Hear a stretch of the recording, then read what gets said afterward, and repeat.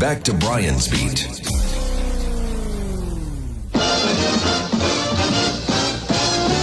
We've got a gorilla for sale, Godzilla gorilla for sale. Won't you buy him, take him home and try him, gorilla for sale. See in the window, Godzilla gorilla, full of charm and appeal. Handsome, elegant, intelligent, sweet, he's really ideal. Want a little gorilla you can call your own, a gorilla who'll be with you when you're all alone. This is the McGilla Gorilla Show, starring me and Mr. Peebles, with Mush Mouse and Pumpkin Puss, and Ricochet Rabbit and Droopball. Gorilla, McGilla gorilla for sale. How much you got, gorilla, in the window? Take our advice at any price. A gorilla like McGilla is mighty nice. Gorilla, McGilla gorilla for sale. Hour two of Brian's Beat. Hello, I'm Brian. Glad to be with you on what's going to turn out to be a gorgeous Saturday. I've already watched people running by the window, getting in their early morning jog. Others just walking by. Lots of people taking the Saturday to go over to Rockies and stop and shop. And, of course, people calling it 508-996-0500. One person who will not call this show today, Vice President Kamala Harris. Why? Well, it's not like she's going to be in our backyard, but she is going to be on Cape Cod today. And I'm wondering if she is campaigning for Uncle Joe or she's campaigning for herself. I made a pronouncement yesterday when I was on with Barry that, and it might happen over the weekend, and I know ABC just mentioned that the president said he's going to be out campaigning. Didn't say that he was going to be out campaigning for himself, but that the president is going to be out campaigning next week. Last time the president had COVID, and let me back up just a little bit. Just a little bit. This is a president that is fully vaccinated. And it's his second time that I know of that he's come down with COVID-19. He's not the only person who is fully vaccinated that has come down with COVID. And there are people like myself, not vaccinated, who's also had COVID a couple of times, but by and large, with proper treatment from the doctors, and let me emphasize proper treatment by the doctors, it's easily taken care of. Last time President Biden had COVID, he was out for 16 days. Now, I don't want to pick on somebody because of their age. But let's face it, when you're in your 80s, your body does not respond as well. Average person in their 80s. You don't respond as well when you come down with some type of illness. It took him 16 days the last time. Why should we, the people, believe that it's going to be basically 7 days this time? So I asked the question before, is Kamala Harris out campaigning on her own behalf or on her own behalf as far as being the vice president? 508-996-0500. Thank you for your patience. Hello. Good morning, Brian. Good morning, Brian. Yeah. Yeah? I love those McGilla Gorilla and all that. Reminds me when I was a kid watching cartoons on Saturday morning. Same here. Fun. It was fun, huh? Yeah. Every Saturday morning. Yeah, and then I had to switch it over to Sunday because we played football on Saturdays in high school, so I couldn't watch them anymore. Oh, you watched them all the way up till then? What, you mean all the way up till then? I still watch cartoons. I don't know. What's wrong with you, lady? I still watch cartoons. Yeah, that was a good old days. Anyway, I went on a little boat harbor tour to, you know that boat that goes all around the inside of the harbor? I know of one that does, the one that leads over by the pier, over by Black Whale. Yeah, so Yes. I went on that, and it was so nice, except for when you got to the windmill part. It's so ugly. It ruins the whole harbor. Looking at that, any way you look at it from, I think it's disgusting. Ruins our harbor, but it's unbelievable how much money's on that working waterfront. Oh, I would. And he gives you, I wanted to say millions, maybe even billions. Oh, billions. He also gives you all the information about all the boats, and some of the licenses are worth more than the boats. Yeah, you know me from the cab world. The cab license, Excuse me. that cab license is worth more than the cab and the drivers. Oh, yeah? Yeah, oh yeah. Those things, yeah, they're called medallions. And the medallions, you know, if you bought a medallion around here, you're going to pay maybe $25,000 for the medallion. Uh-huh. You buy that medallion up in Boston, you're looking at six figures. You buy it in New York City, you're looking at least $250. Yeah, but how come Ubers and the other ones, they don't have to have that, right? They are not cabs. They are a livery type vehicle. They pick you up at a particular point. Same thing down here. A livery vehicle down here does not need a medallion. You know what? One lady told me that runs a medical transportation. She says, you're better off going in a medical transportation because they have more insurance if there's an accident. If you get in an accident in an Uber or a Lyft, it's not covered as good. I never thought about that, but that's what she said. I don't know, but, that's a question for Ken Pittman because he does drive every once in a while for, I think, Lyft. He could better answer that question. Oh, really? Yeah. All right, I'm listening. Well, thank you. It was nice. That tour was so nice. I loved it. On the water. Yeah. Looking at your harbor. You know, I haven't done that kind of tour, but I've been on another boat where I've gone around in the harbor. Oh, all right. I heard Boston Harbor's nice too to do it that way. Yeah. You know, it's funny when you're out there in the water. In fact, since you just brought it up, I have a new respect for New Bedford Harbor after that water tour that I took. So, yeah, I know exactly what you mean. Are you for these windmills? I'm agnostic on the windmills. I don't think they're going to do the job that the folks are saying they're going to do. I don't think you're going to see a lower electricity bill. But I think that there is a clean component to them. He showed us where they're at on a map because we didn't go out that far, but it's off of Martha's Vineyard. Mm-hmm. And off the Vineyard and off of Nantucket. Yeah, and there's so many of them. It shows how much space they're taking up. And they're falling apart. I know it. And fiberglass is not good. No, they closed down a couple of beaches. In fact, Nantucket, I was reading in the paper, Nantucket is going to be suing or thinking about suing Vineyard Wind over the fact that these parts are falling apart.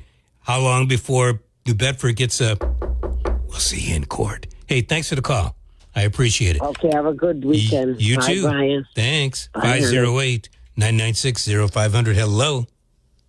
Good morning, Brian. Good morning, Brian. I'd like to go back. I'd like to go back to the community college, free community college. Sure. And I looked up the college, the remedial class rate in Massachusetts. And reading from the mass.gov, in Massachusetts, 60% of community college students, 22% of state university, and 10% of UMass students take at least one remedial course. When we throw in, my comment is that when we throw in the effects of COVID in the classroom, the kids who just not attain the skill level that they needed in various topics, I think that we're going to see this is a recipe for disaster. But I say disaster, but really the people that have planned this, they're looking ahead. I think it's protection for the college community, teaching staff, all of that. But it makes absolutely no sense to open this up for some of the reasons that were mentioned before. Prior to COVID, even those remedial class numbers and remedial classes are needed because kids have not achieved what they needed at the high school level. I used to work in an organization, the Bedford organization, where that's what we did. We helped people gain access to college or careers and those kinds of things. And you'd be amazed at the young people that would repeat over and over again and just not able to,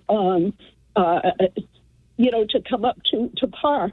So this is going to be very, very interesting. I have this thing. It's going to be expensive.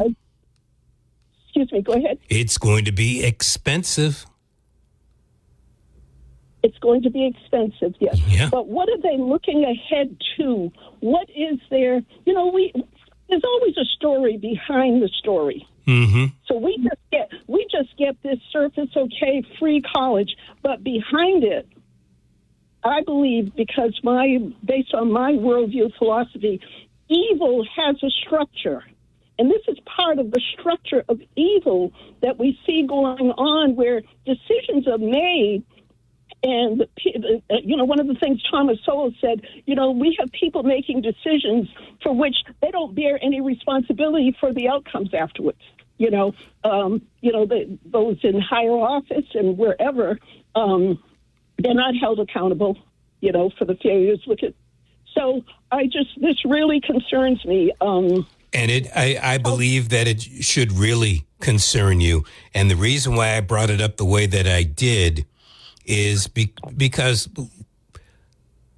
if you can go to college for free, why would you then save up to go to UMass Dartmouth, UMass Lowell, UMass Boston, UMass Amherst for 4 years when you can take care of 2 years for free and then go to one of those other schools, or the Bridgewater States, Framingham States, all of those Westfield States, all of those type of schools.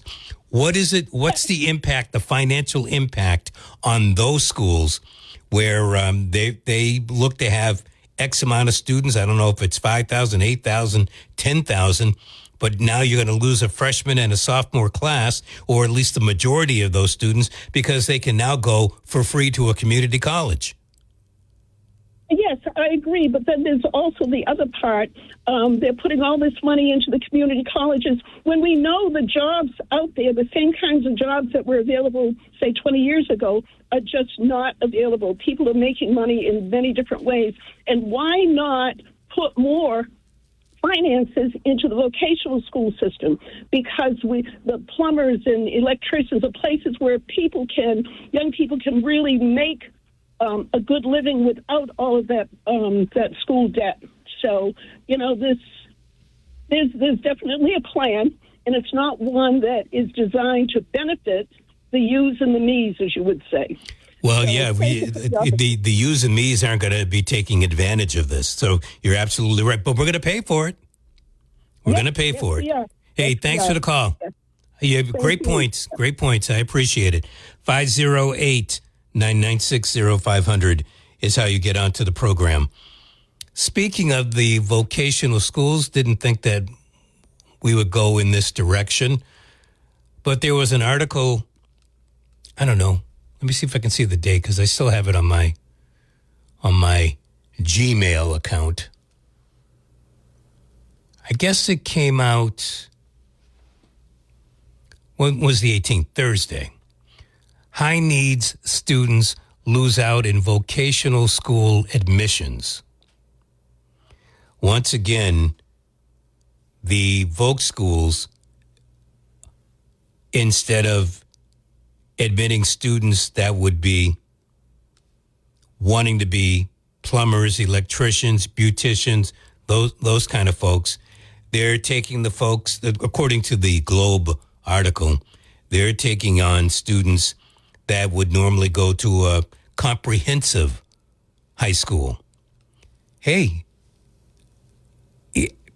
to each their own. If the student wants to go to a voc and they have the grades to go to the best private school around, why can't they go to voc?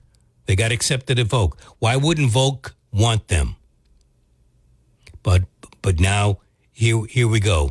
They're not accepting the right people.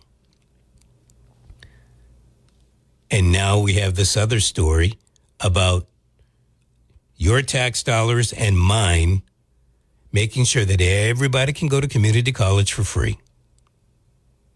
And I do want, and I'll try, I'll be on for Barry for 4 of the 5 days this coming week.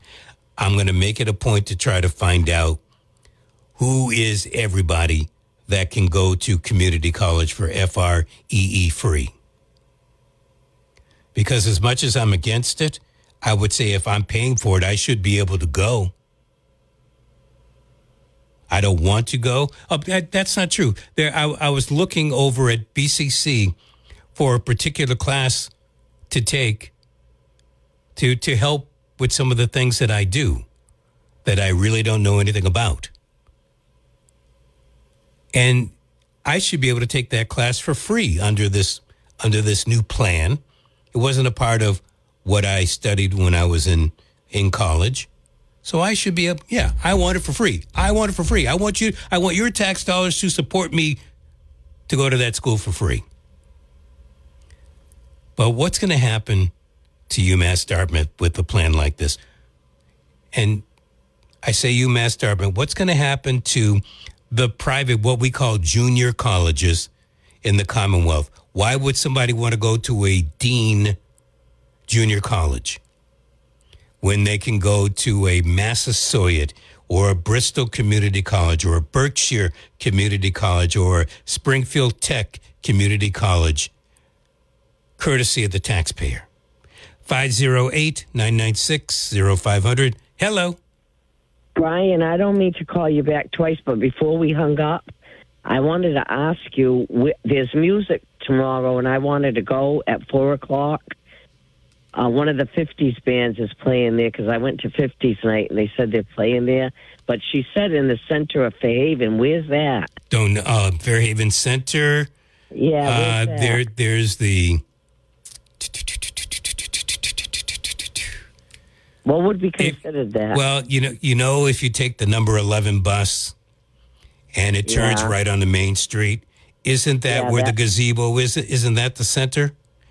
I don't know. That's why I'm trying to find out. Okay, if that's not the center, then the center would be Main Street on the other side of Route 6. Yeah, where Juan May's restaurant is. Yeah, kind of in that area. Yeah, I never thought about where Fairhaven Center is, but those would be the two spots. If anybody knows, maybe they can call in because I don't want to go to the wrong spot. Gotcha. All right. I'm taking public transportation. We got it. Yeah, you know what? The bus will drop you off somewhere, and you're going to get it for free. Oh, by the way, you might be able to keep on getting the bus for free, too. Thanks for the call. 508. If you know where Fairhaven Center is, Fairhaven Center, let us know. I know it's not the Neck. I know it's not by Mike's. I'm thinking it's where the gazebo is. And why would that be the center of Fairhaven? I don't know. It doesn't really look like it's in the middle of the town. But if you know, let us know. 508-996-0500. 0500. If you're spending less than $20 a month for prescription drugs, great. If not, then our monthly fee RX service might be a good option for you. Check for yourself at monthlyfeerx.com. And that brings us to the Brian's Beat quote of the day from Walter Cronkite. We are not educated well enough to perform the necessary act of intelligently selecting our leaders. Don't know exactly when he said that, but judging about how people are aimlessly voting Republican or Democrat, I would say Walter Cronkite could have said that line yesterday if he were alive today. Program note, I already mentioned that I'm going to be on Monday, Tuesday, Wednesday, and Friday this coming week for Barry. On Monday, I actually got a call Thursday from the Chase Oliver camp. Chase Oliver is the Libertarian candidate running for president. And Chase is going to join us on the program during the 1 o'clock hour this coming Monday. Get an idea about his golf handicap and all the other important things that Uncle Joe and Donald, that guy was talking about. Hello. Oops. Yes. Okay, I'm sorry, I was out hanging clothes, but I didn't hear all of your information. Somebody wanted to know something about Fairhaven Center? Yes. Do you know where it is? Yes, I grew up here. Okay. Where are they coming from? They're taking the bus. All right. The bus will probably come down Main or Middle Street. Comes down Main Street. Main, okay. Go down Main and right past Cumberland's, a block, that's Washington and Main Street. The next street is Center Street, South.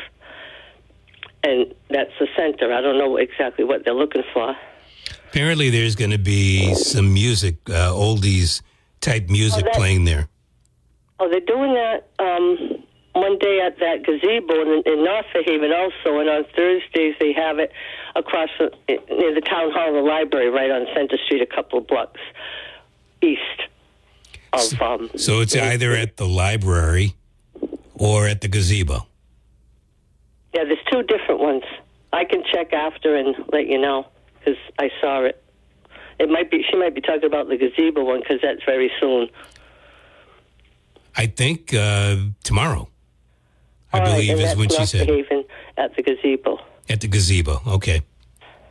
Well, I appreciate that very much. Okay, how you been, all right? I haven't called a while. Just been winging and wanging. Yeah, me too. Yeah. Trying to figure out, you ever hear of the sport orienteering? Orienteering? Yeah. No. Yes, no? No, what is it? Apparently, it's what you do when you take out a compass and you try to find point A and point B.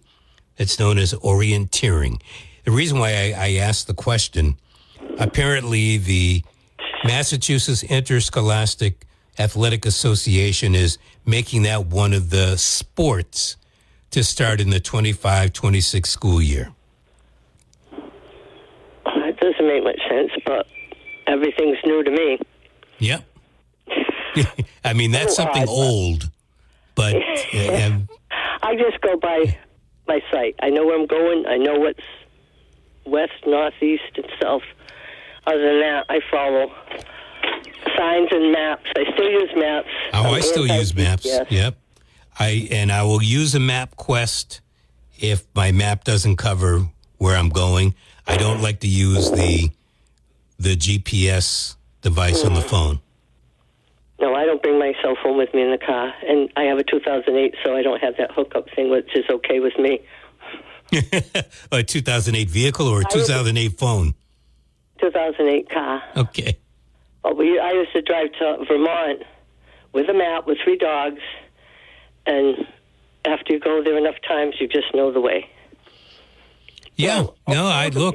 That's how cab drivers learn. You learn by doing. Well, I drove a cruiser, so I knew where everything was. That's right.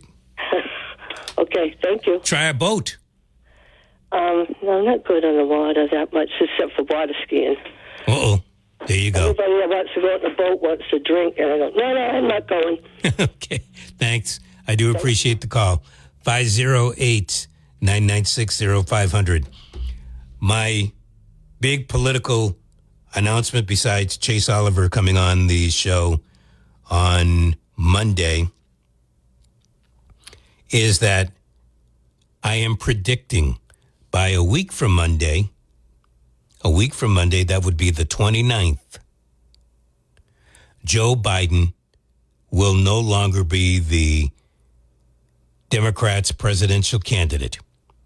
They came crawling out of the... Did you notice?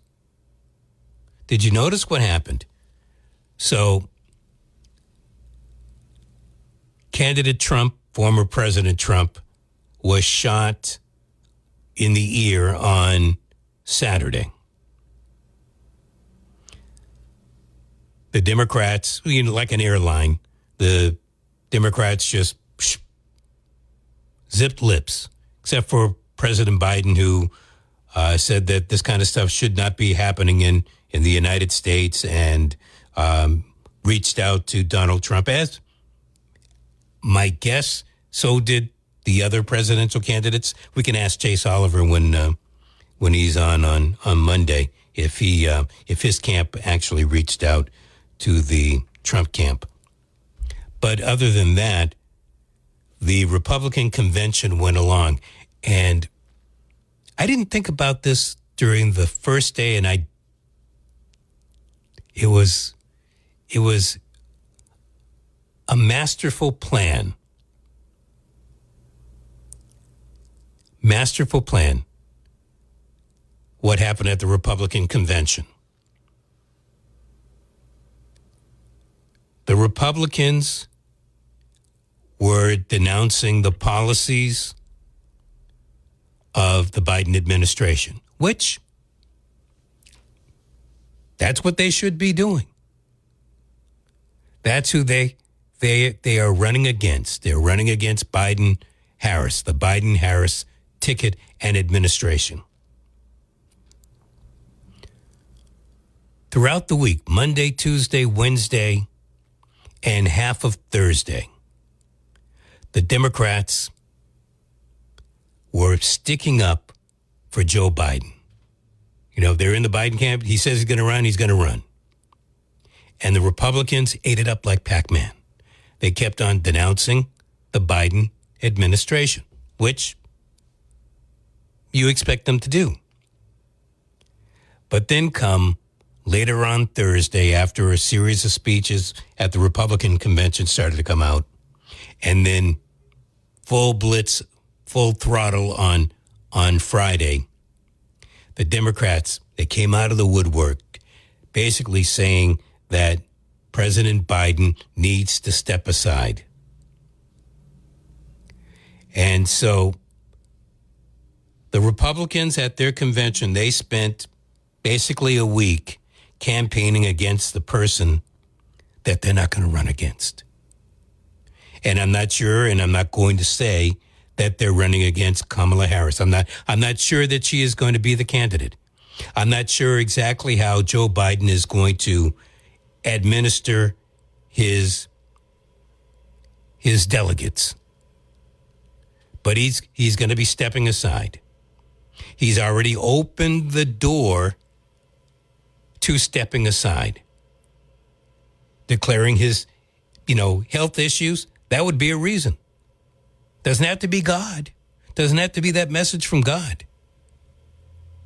So expect him to be, Joe Biden, expect him to be out of the presidential race by a week from Monday. That's how I'm looking at it. 508-996-0500. And then the Democrats have their convention. Who knows what's going to happen there? What can they really say? But one thing's for sure. If Joe Biden doesn't leave the race, and I think his family, if not Joe himself, they're seeing the writing on the wall. There's, the president in and of himself hasn't lost that much ground, even after the Republican convention, even after Donald Trump took a bullet to the ear. Latest polls show that it wasn't a significant bump for Trump. And I get it. I mean, all the other things that have helped Biden to slide down the polls have already happened. And, of course, you've got a lot of people in this country that still don't like Donald Trump. So it should be interesting. You know, I think Barry said it the other day. Still got 100 days to go here. Anything can happen. Anything can happen. But my money is that by a week from Monday, so the 29th, Joe Biden. Now, I'm doing the same thing that Biden does. Joe Biden is going to be out of the race. Now, does that mean he's stepping aside as president? No, not necessarily. But I think if Kamala Harris is to be the presidential candidate, it would help her. Doesn't help me. It would help her if she had a running start as president. I don't see Joe Biden doing anything like that. One of the things that we talked about during hour number one was the fact that the Massachusetts Interscholastic Athletic Association has put in place 4 new sports. They couldn't do anything, for whatever reason, couldn't do anything about the glaring problem of boys and girls field hockey. They ran away from that, but they've decided, well, look, we've got these 4 new sports we want to introduce. One is called orienteering, which I had no clue what it was till a caller during hour number one explained it's basically where kids go out and they use compasses and they survey and they find different things. Who does that in this day and age? I don't know. Who's going to want to sign up to play that sport? And are you going to get referees? And are these referees going to have to be paid? Anyway, that's a sport. Cheerleading is now advancing into the sports realm.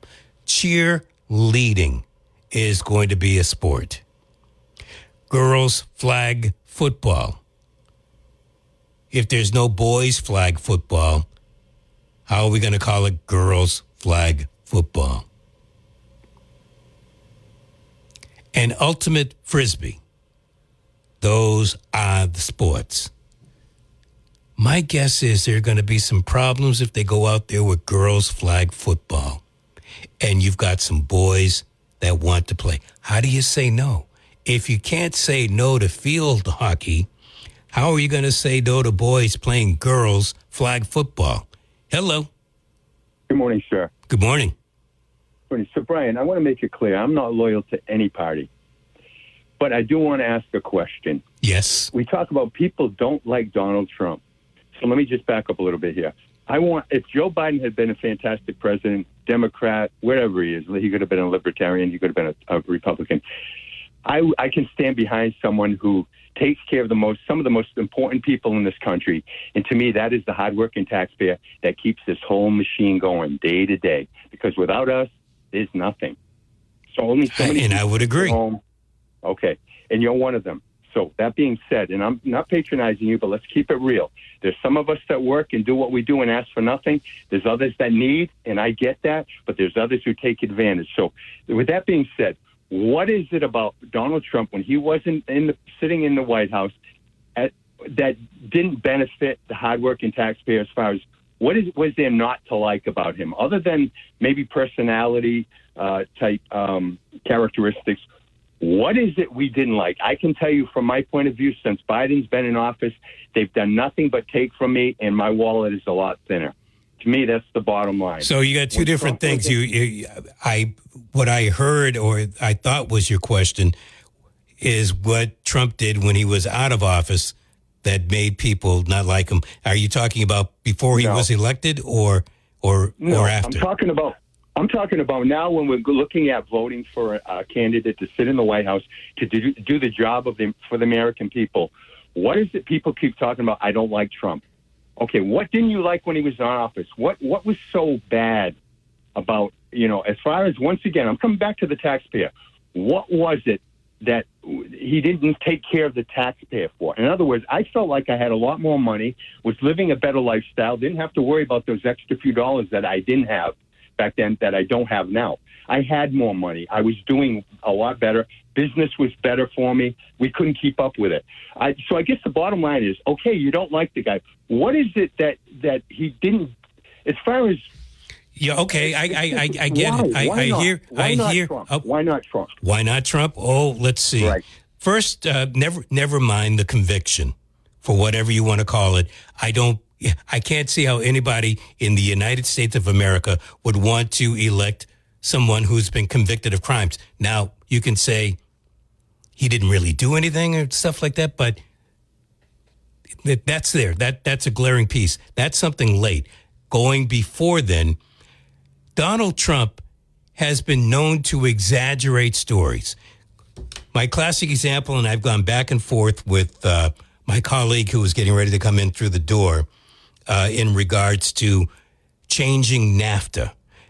Yeah, a couple of things changed, but as far as what NAFTA is, it didn't change. It's the same blueprint as it was before. Telling us that Mexico is going to pay for the wall, those kind of things.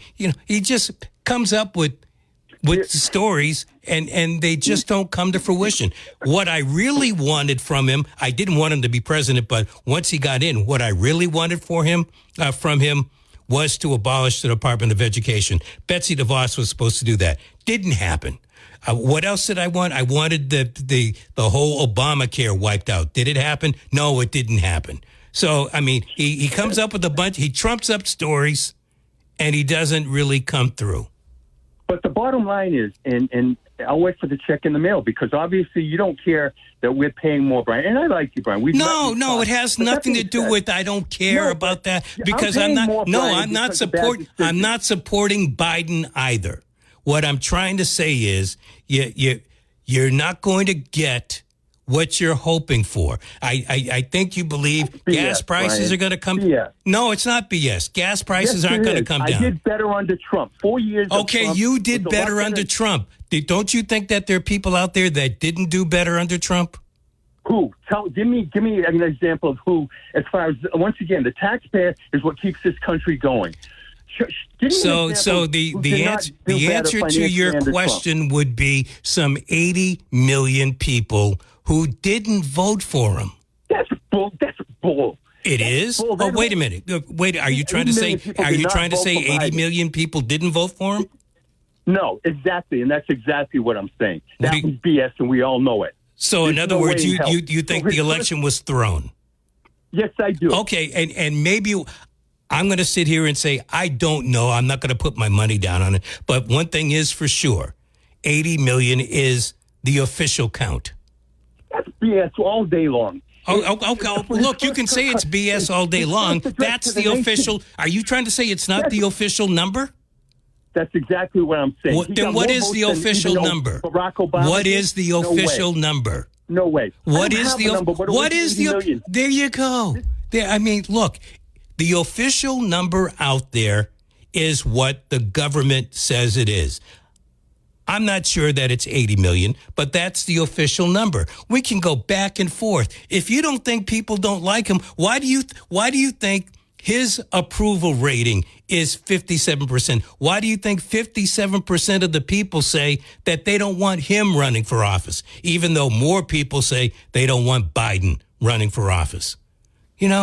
It's out there. Now, you can not believe the polls. You can believe the polls. You can take a little piece from here, a little piece from there. These are two very unlikable candidates. Now, I get it. You were doing better. Hey, look, my gas prices were down too. And as far as the economy, I've been telling you since 2017 that we ain't seen nothing yet. And although you may have had a little bit more money, it's because people were paying on credit for a lot of that.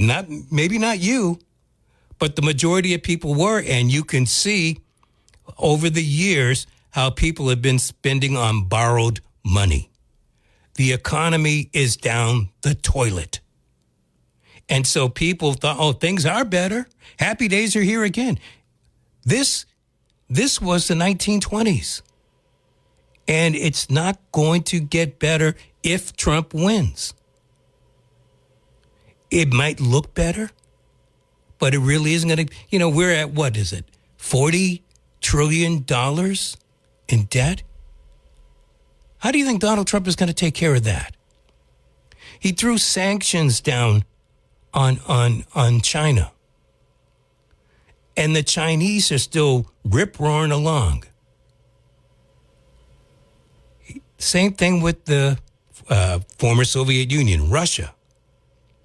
And it's gotten to the point where Russia and China and Brazil and India and South Africa, they formed BRICS. They've added 6 other countries. They're going to add a whole slew of countries come this winter. And they're saying the hell with the United States. They're not going to try to wipe out our currency. But what they're going to do is they're going to, it's like, where's Proctor? Do I have Proctor here somewhere? Do I have Proctor here? Where is Proctor when I need him? I'll find him.